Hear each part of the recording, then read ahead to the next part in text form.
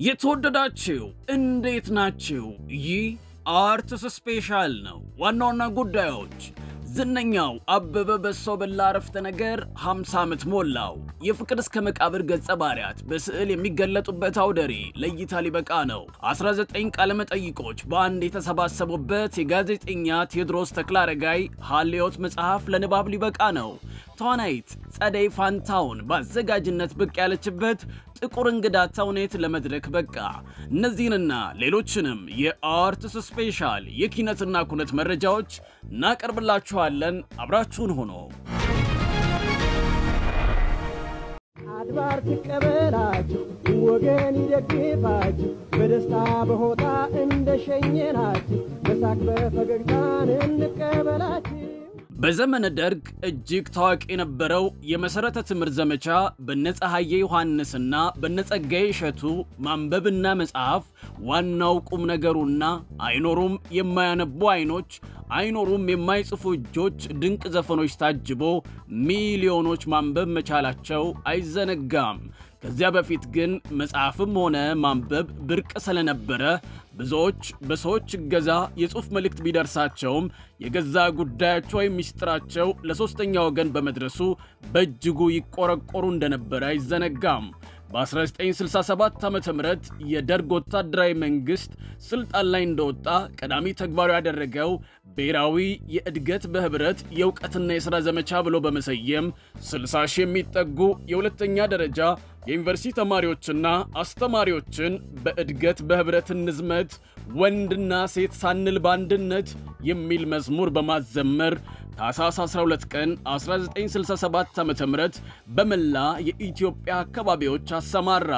የመሰረተ ትምህርት ዘመቻን ጥሪ ተቀብለው በርካታ ኢትዮጵያውያን በልዩ ልዩ የሀገራችን አካባቢዎች ዜጎችን በእውቀት ለማስታጠቅ ለፍተዋል። ልፋታቸውም ፍሬ አፍርቷል። በዚህ ዘመቻ ጊዜ ነበር አበበ በሶ በላ የተሰኘው ዝነኛ አረፍተ ነገር ለማስተማሪያነት በስፋት ይውል የነበረው። ቁጥሩን ካሰላ ነው ደግሞ ዘንድሮ 50 ዓመት ሞላው ማለት ነው። ከዚህ ጋር አንድ አይነት ቅጥያ በመናደርግበት ጊዜ ቡ የምትለውን ትሰጠናለች። በመሰረተ ትምህርት ብዙ ወገኖች ማንበብ መጻፍ ችለዋል። ከዚያን ጊዜ ጀምሮ እቺ ስንት ቁጥር ባስናት ብሎ መጠየቅ ነውር ሆነው። በዚያ ዘመቻ በወቅቱ የነበሩ መረጃዎች እንደሚያሳዩት 17 ሚሊዮን ተሳታፊዎች ከማይምነት ተላቀዋል። ከነዚህም 47 በመቶዎቹ ደግሞ ሴቶች ነበሩ። ማይምነትን ለማጥፋት ዘምተው በዱር በገደሉ የተሰዉ እልፍ ዜጎች ነበሩ። ከዘመቻው መልስም የእድገት በህብረት ዘማቾች እንኳን በደህና መጣችሁ፣ ግዳጃችሁን ፈጽማችሁ የአብዮት ችቦ አብርታችሁ የሚለው አብዮታዊ መዝሙር በታላቅ እልልታና ሆይ ሆይታ ታጅቦ የተዘመረላቸው የዚያን ጊዜ አፍላ ወጣቶች ነበሩ። ተዋናይት ጸደይ ፋንታውን በአዘጋጅነት ብቅ ያለችበት ጥቁር እንግዳ ተውኔት ለመድረክ በቃ። በደራሲ ውድነህ ክፍሌ የተደረሰው ጥቁር እንግዳ ተውኔት ትላንትና ሐሙስ የካቲት 27 2017 ዓ.ም ቦሌ በሚገኘው ዓለም ሲኒማ ለመድረክ በቅቷል። በተውኔቱ ላይ ሱራፌል ተካ፣ ደምሴ በየነ፣ ጸደይ ፋንታውንና ማርታ ግርማ በተዋናይነት ተሳትፈውበታል። የጥቁር እንግዳ ተውኔት ዋና አዘጋጅ ዶክተር ተሻለ አሰፋ ሲሆን ተዋናይት ጸደይ ፋንታውን በረዳት አዘጋጅነት የመጣችበት ተውኔት ሆኗል። ተውኔቱ ዘውትር ሐሙስ በ12 ሰዓት በዓለም ሲኒማ ለቲያትር አፍቃሪያን ይቀርባል ተብሏል።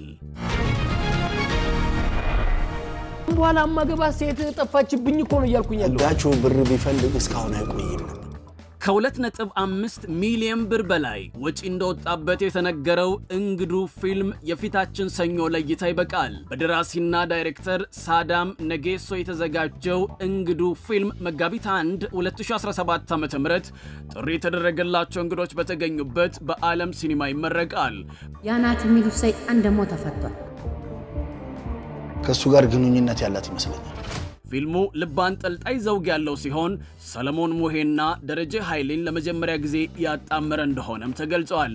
ሰለሞን ሙሄ፣ ኤደን ገነት፣ ደረጀ ኃይሌ፣ ገዲዮን ፍቃዱ፣ አሰፋ ገብረ ሚካኤልን ጨምሮ ከ35 በላይ ታዋቂና አጃቢ ተዋናዮችን አሳትፏል። ከ2.5 ሚሊዮን ብር በላይ ወጪ እንደወጣበት የተገለጸው ፊልሙ ከ8 ወር በላይ ጊዜ እንደፈጀም ተገልጿል። የፍቅር እስከ መቃብር መጽሐፍ ገጸ ባህሪያት በስዕል የሚገለጡበት አውደ ርዕይ ለእይታ ሊበቃ ነው። በሰዓሊ ምዕራፍ ግሩም የተዘጋጀውና የፍቅር እስከ መቃብር መጽሐፍ ገጸ ባህሪያት በስዕል የሚገለጡበት የደራሲው ስዕል የተሰኘ ርዕስ የተሰጠው አውደ ርዕይ የፊታችን ሰኞ መጋቢት 1 ቀን 2017 ዓ.ም ሀያት ሪጀንሲ ውስጥ በሚገኘው ፈንድቃ የባህል ማዕከል ውስጥ ለእይታ ይበቃል።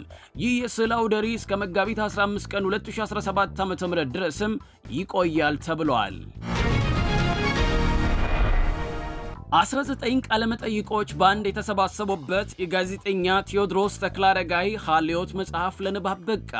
መጽሐፉ 19 ኢትዮጵያውያን ሐሳቢዎች በቃለ መጠይቅ ቅርጽ ለሀገርና ለተነሳው እውነት ይበጃል ያሉትን ሐሳብ የሰጡበት መጽሐፍ ነው ሲል ጋዜጠኛ ቴዎድሮስ ተክለአረጋይ አስታውቋል።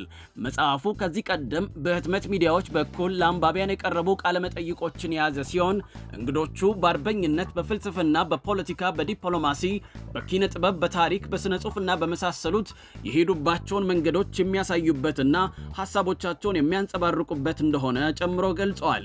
ሀልዮት መጽሐፍ ትላንትና የካቲት 27 ቀን 2017 ዓ.ም ለንባብ የበቃ ሲሆን በተለያዩ መጽሐፍ መደብሮች በኩል ለአንባቢያን ይሰራጫል ተብሏል። የነገረ መጽሐፍት አዘጋጆችና ታዳሚያን ነገ መጽሐፈ ሄኖክ ላይ ይወያያሉ። በዛጎል የመጽሐፍ ባንክ የሚዘጋጀው ነገረ መጽሐፍት የመጽሐፍት ውይይት ነገ ቅዳሜ የካቲት 29 ቀን 2017 ዓ.ም ከቀኑ 8 ሰዓት ጀምሮ ሚኒሊክ ሆስፒታል አካባቢ በሚገኘው ኤፍኤስኤስ አዳራሽ ውስጥ ይካሄዳል። በዚህ ሳምንት የተመረጠው መጽሐፈ ሄኖክ ሲሆን ዶክተር አባ ዳንኤል አሰፋ መነሻ ሐሳብ ያቀርባሉ ተብሏል። የፕሮግራሙ አዘጋጅና አቅራቢ ደራሲ እንዳለጌታ ከበደ ነው። ክቡራን ተመልካቾቻችን በዚህ ሳምንት ያዘጋጀንላችሁ የአርትስ ስፔሻል የኪነትና ኩነት መረጃዎች ይህንን ይመስል ነበር። ስለተከታተላችሁን እናመሰግናለን።